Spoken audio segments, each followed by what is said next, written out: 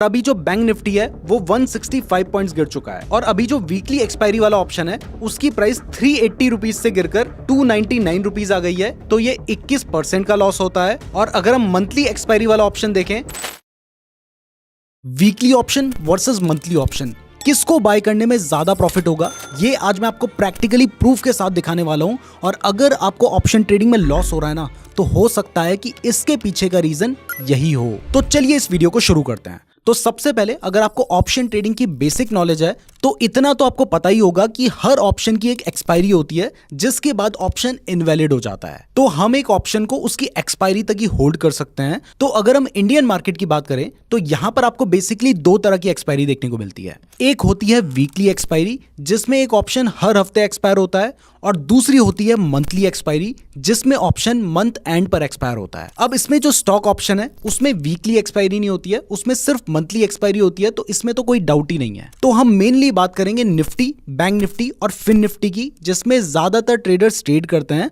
और इसमें आपको वीकली और मंथली दोनों तरह की एक्सपायरी देखने को मिलती है। तो जैसे अगर हम निफ्टी की एक्सपायरी देखें तो यहां पर आप देख सकते हैं कि इसकी एक एक्सपायरी हमें 7 मार्च को देखने को मिल रही है, एक 14 मार्च को देखने को मिल रही है, एक 21 मार्च को देखने को मिल रही है और एक 28 मार्च को देखने को मिल रही है। तो इसमें से जो 7 मार्च, 14 मार्च और 21 मार्च की एक्सपायरी है ये तो वीकली एक्सपायरी है, आप देख सकते हैं हर हफ्ते हो रही है। और इसमें जो मंथ के एंड वाली एक्सपायरी है यानी 28 मार्च की जो एक्सपायरी है वो मंथली एक्सपायरी है। और अगर आप ध्यान से देखेंगे तो आपको समझ आएगा कि 7, 14, 21 और 28 चारों ही दिन थर्सडे है, यानी निफ्टी की जो एक्सपायरी होती है वो थर्सडे को होती है। वहीं अगर हम बैंक निफ्टी की बात करें तो इसकी एक एक्सपायरी 6 मार्च को थी, उसके बाद अगली एक्सपायरी जो है वो 13 मार्च को है, फिर 20 मार्च और 27 मार्च को है। और अगर इसको भी आप ध्यान से देखेंगे तो आपको पता चलेगा कि इन सभी दिन पर वेडनेसडे है, यानी बैंक निफ्टी की जो एक्सपायरी है वो वेडनेसडे के दिन होती है। इसमें भी 6, 13 और 20 मार्च की जो एक्सपायरी है वो वीकली एक्सपायरी है, और मंथ के एंड में जो एक्सपायरी है यानी 27 मार्च की, ये हमारी मंथली एक्सपायरी है। और अगर हम फिन निफ्टी की बात करें तो उसकी एक्सपायरी आपको ट्यूसडे को देखने को मिलती है, हर ट्यूसडे को उसकी एक्सपायरी होती है, और मंथ के एंड वाला जो ट्यूसडे होता है वो उसकी मंथली एक्सपायरी होती है। तो हम सिर्फ बैंक निफ्टी का एग्जांपल लेते हैं और उसी से समझते हैं कि मंथली एक्सपायरी अगर हम लेंगे तो क्या फर्क पड़ेगा, और अगर हम वीकली एक्सपायरी लेंगे तो क्या फर्क पड़ेगा। क्योंकि जो कंसेप्ट बैंक निफ्टी की एक्सपायरी में काम करेगा वो निफ्टी और फिन निफ्टी की एक्सपायरी में भी काम करेगा। वैसे आज आप एक ऑप्शन ट्रेडिंग के बहुत ही इंपॉर्टेंट कंसेप्ट को सीख रहे हैं, लेकिन अगर आप एक ऑप्शन ट्रेडिंग का पूरा कोर्स फ्री में चाहते हैं तो इसके ऊपर हम वीडियो बनाने की सोच रहे हैं। बट इसके लिए आपको ऑप्शन ट्रेडिंग कोर्स लिख के कॉमेंट करना है। अगर आप लोगों के अच्छे खासे कॉमेंट्स आएंगे तभी हम इस टॉपिक के ऊपर वीडियो बनाएंगे। तो सबसे पहला जो डिफरेंस है वो है कि आप एक पर्टिकुलर ऑप्शन को कितने टाइम के लिए होल्ड कर सकते हैं। तो अगर हम वीकली ऑप्शन की बात करें तो अगर आप सेम वीक की एक्सपायरी को बाय कर रहे हैं तो आप ज्यादा से ज्यादा, क्योंकि एक हफ्ते में 5 ट्रेडिंग डेज होते हैं, तो आप 5 दिन के लिए उस ऑप्शन को होल्ड कर सकते हैं। और अगर हम मंथली एक्सपायरी की बात करें तो अगर आप सेम मंथ की एक्सपायरी को बाय करते हैं तो एक महीने में लगभग 22 ट्रेडिंग डेज होते हैं, तो आप 22 दिन के लिए उस ऑप्शन को होल्ड कर सकते हैं। तो अगर आप एक ऑप्शन को सिर्फ 5 दिन के लिए रख सकते हैं तो देखिए 5 दिन तो लगातार मार्केट गिर भी सकता है, लगातार मार्केट बढ़ भी सकता है। लेकिन अगर आप एक ऑप्शन को 22 दिन के लिए रख सकते हैं तो वहां पर ज्यादा चांसेस हैं कि कुछ दिन मार्केट बहुत ज्यादा बढ़ जाए या कुछ दिन मार्केट बहुत ज्यादा गिर जाए। तो सिंपल सी बात है कि अगर आपके पास ज्यादा टाइम पीरियड होगा तो मार्केट के आपके फेवर में जाने के चांसेस भी ज्यादा होंगे। क्योंकि मान लीजिए अगर आपने कॉल ऑप्शन बाय कर रखा है और 1 या 2 दिन मार्केट गिर जाता है तो तीसरे दिन मार्केट उठ सकता है। क्लियर कर दूं कि एक ऑप्शन को आपको इतने लंबे टाइम के लिए होल्ड नहीं करना चाहिए, लेकिन फिर भी आपके पास चांसेस तो हैं। तो अगर इस हिसाब से देखा जाए फिर तो जो मंथली ऑप्शन है वो विनर नजर आ रहा है। लेकिन अगर हम वीकली और मंथली ऑप्शन के प्राइस डिफरेंस की बात करें तो यहां पर आप देख सकते हैं कि मैंने 13 मार्च की एक्सपायरी सेलेक्ट कर रखी है और जिस दिन मैं इस वीडियो को शूट कर रहा हूं उस दिन 7 मार्च है। तो अगर हम इस वीक की एक्सपायरी के 47,800 के कॉल ऑप्शन को देखें तो ये हमें मिल रहा है 327 रुपीज का, और अगर हम इसके पुट ऑप्शन को देखें तो यह हमें मिल रहा है 385 रुपीज का।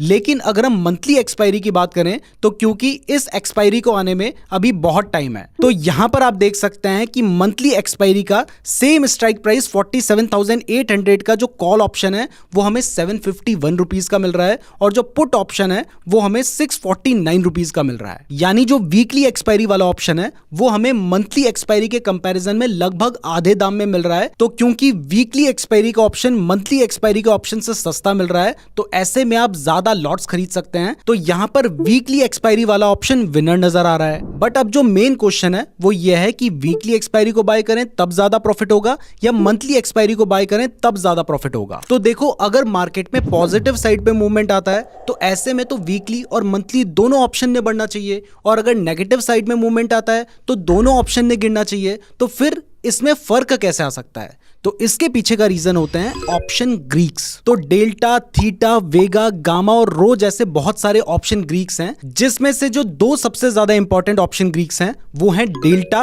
और थीटा। जिसमें से अगर डेल्टा की बात करें तो ये हमें बताता है कि अगर अंडरलाइन एसेट में चेंज आता है, जो कि इस केस में बैंक निफ्टी है, यानी अगर बैंक निफ्टी में चेंज आता है तो उसके ऑप्शन कॉन्ट्रैक्ट के प्रीमियम में कितना चेंज आ सकता है। तो अगर हम 13 मार्च जो कि हमारी वीकली एक्सपायरी है उसके 47,800 के कॉल ऑप्शन के डेल्टा की बात करें तो वो है 0.48, यानी अगर बैंक निफ्टी में ₹1 का चेंज आता है तो 47,800 का जो ऑप्शन है उसमें 0.48 रुपीस का चेंज आएगा, और अगर बैंक निफ्टी 100 पॉइंट बढ़ेगा तो ये वाला जो कॉल ऑप्शन है ये 48 रुपीस ही बढ़ेगा। और अगर पुट ऑप्शन की बात करें तो ये इस एक्सपायरी का 0.52 है, यानी अगर बैंक निफ्टी 100 पॉइंट गिरेगा तो ये वाला जो ऑप्शन है ये 52 रुपीस बढ़ेगा। और अगर हम 27 मार्च जो कि मंथली एक्सपायरी है उसके 47,800 के कॉल ऑप्शन का डेल्टा देखें तो ये 0.53 है, यानी यहां पर अगर बैंक निफ्टी 100 रुपए बढ़ता है तो 53 रुपीस का चेंज आएगा। और अगर हम पुट ऑप्शन की बात करें तो ये 0.47 है, यानी अगर बैंक निफ्टी 100 पॉइंट गिरता है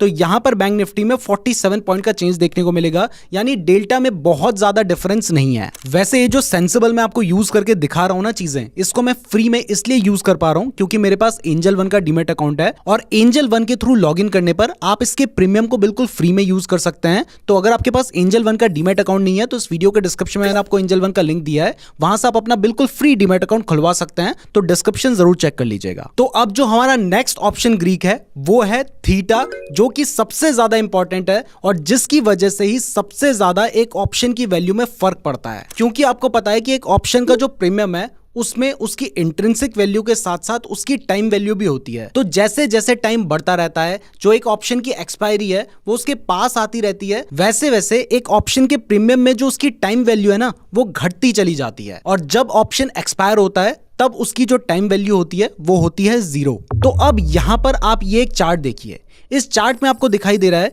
कि एक ऑप्शन की जो वैल्यू है उसमें थीटा डीके किस तरीके से होता है। तो यहां पर आपको दिखाई दे रहा है कि एक ऑप्शन को एक्सपायर होने में कितना टाइम बचा है, और यहां पर आपको दिखाई दे रहा है कि एक ऑप्शन की प्राइस में कितनी टाइम वैल्यू है। तो अब यहां पर आप देखिए, यहां पर आपको दिखाई दे रहा है कि एक ऑप्शन की जो प्राइस है ना, इस जगह पर उसमें सबसे ज्यादा टाइम वैल्यू है, जिसकी वजह से ही जिस ऑप्शन को एक्सपायर होने में ज्यादा टाइम होता है वो आपको महंगा मिलता है, क्योंकि उसमें ज्यादा टाइम वैल्यू होती है। बट फिर आपको दिखाई दे रहा है कि धीरे धीरे ये जो टाइम वैल्यू है ये कम होती जा रही है। जैसे अगर हम 60 डेज पे आ जाएं तो यहां पर जो टाइम वैल्यू है वो घट गई है, और उस टाइम वैल्यू के घटने की स्पीड भी बढ़ रही है, तो इससे जो ऑप्शन की प्राइस है वो घटती जा रही है। अब जैसे जैसे टाइम और पास आ रहा है, यहां पर जो ऑप्शन की प्राइस में टाइम वैल्यू है वो और ज्यादा घट रही है और ज्यादा तेजी के साथ घट रही है। और जब 30 दिन का टाइम बचता है तब जो थीटा डिके है, यानी जो टाइम डिके है, वो बहुत ज्यादा फास्ट हो जाता है। आप इसको एक आइस की तरह समझ सकते हैं जो कि तेजी के साथ मेल्ट हो रही है। अब सोचिए, जब 30 दिन में थीटा डिके इतना फास्ट हो गया है तो जब लास्ट के 7 दिन बचते हैं या 5 दिन बचते हैं तब थीटा डिके कितना फास्ट होगा। और लास्ट के दिन में तो थीटा डिके बहुत ही ज्यादा तेज होता है, क्योंकि जिस वक्त पे एक्सपायरी होगी उस वक्त पर उस ऑप्शन की प्राइस में टाइम वैल्यू 0 हो चुकी होगी। तो यही वजह है कि जो मंथली एक्सपायरी वाले ऑप्शन होते हैं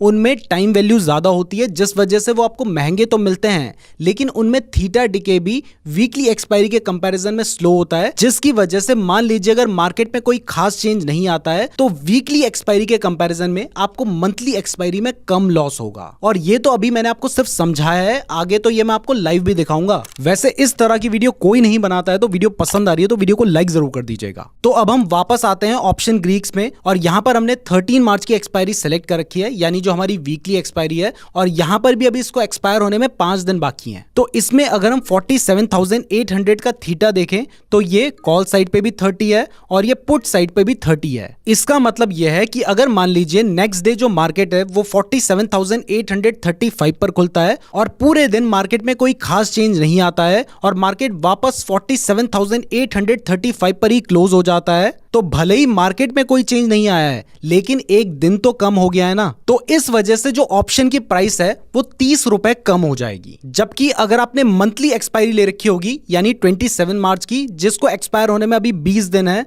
तो यहां पर जो 47,800 का थीटा है वो कॉल एंड पुट दोनों ही साइड पर 17 है, यानी मंथली एक्सपायरी में सिर्फ 17 रुपए कम होंगे। अब आप कहोगे कि 17 रुपए और 30 रुपए में बहुत ज्यादा डिफरेंस तो नहीं है, तो ठीक है मंथली में थोड़ा बेनिफिट तो है लेकिन वीकली लेने में भी कोई बुराई नहीं है। लेकिन यहां पर आपने एक चीज पर ध्यान नहीं दिया और वो ये है कि ये जो मंथली एक्सपायरी है 27 मार्च की, जिसको एक्सपायर होने में अभी 20 दिन है, उसकी जो प्राइस चल रही है वो चल रही है 751 रुपीज। तो अगर 751 रुपीज में से 17 रुपए कम होते हैं तो ये -2.2% का लॉस है, यानी आपको सिर्फ 2.2% का लॉस होगा अगर मार्केट में कोई खास चेंज नहीं आएगा तो। लेकिन अगर हम वीकली एक्सपायरी में जाते हैं जो कि 13 मार्च को है और जिसको एक्सपायर होने में भी अभी 6 दिन बाकी हैं, तो इसकी जो प्राइस चल रही है वो चल रही है 327 रुपीज। तो अगर इसमें आपको 30 रुपीज का लॉस होता है तो ये 9.17% का लॉस है। तो अब आपको समझ आया कि कितना बड़ा डिफरेंस है कि अगर आप वीकली एक्सपायरी को बाय करते हैं तो ये 9.17% का डिफरेंस है। तो दोनों ही केस में आपने सेम स्ट्राइक प्राइस का ऑप्शन बाय किया था,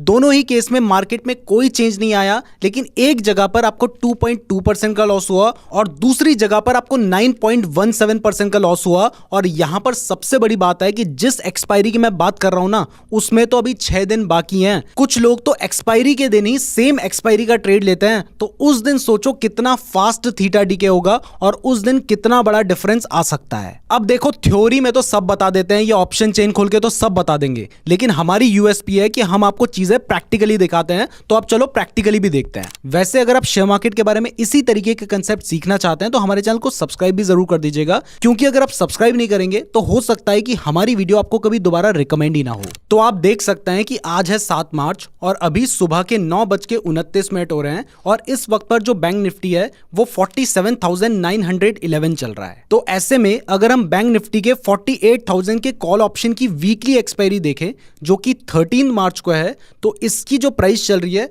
वो चल रही है 380 रुपीज।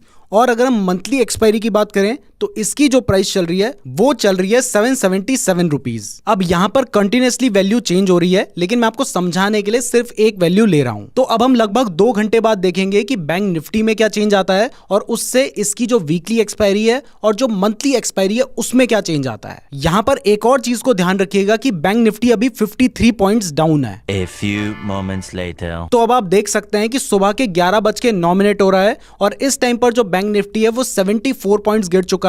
पहले 53 पॉइंट्स गिर रखा था, यानी अब 21 पॉइंट्स और ज्यादा गिर गया है। तो ऐसे में तो इन दोनों ऑप्शन की प्राइस 21 रुपए ही गिरनी चाहिए थी, लेकिन आप देख सकते हैं कि जो वीकली एक्सपायरी वाला ऑप्शन है उसकी प्राइस 380 रुपीज से गिरकर 330 रुपीज पर आ गई है, यानी 50 रुपीज का लॉस। और जो मंथली एक्सपायरी वाला ऑप्शन है उसकी प्राइस 777 रुपीज से गिरकर 728 रुपीज पर आ गई है, यानी 49 रुपीज का लॉस। अब 49 और 50 बहुत ज्यादा फर्क नहीं है, तो ऐसे में तो हम झूठे साबित हो गए। लेकिन अब सोचो 777 रुपीज पर 49 रुपीज का जो लॉस है वो 6.3% का लॉस होता है और 380 रुपीज पर 50 रुपीज का जो लॉस है वो 13% का लॉस होता है। यानी अगर आपने सेम कैपिटल के साथ ट्रेड किया होता तो आपको वीकली एक्सपायरी में ज्यादा लॉस होता। अब एक बार 1.5 घंटे बाद फिर से चेक करेंगे। A few moments later. अब देखो अब बज रहा है 12:33 और अभी जो बैंक निफ्टी है वो 165 पॉइंट्स गिर चुका है और अभी जो वीकली एक्सपायरी वाला ऑप्शन है उसकी प्राइस 380 रुपीज से गिरकर 299 रुपीज आ गई है, यानी 81 रुपीज का लॉस, जो कि अगर परसेंट की टर्म्स में देखें तो ये 21% का लॉस होता है। और अगर हम मंथली एक्सपायरी वाला ऑप्शन देखें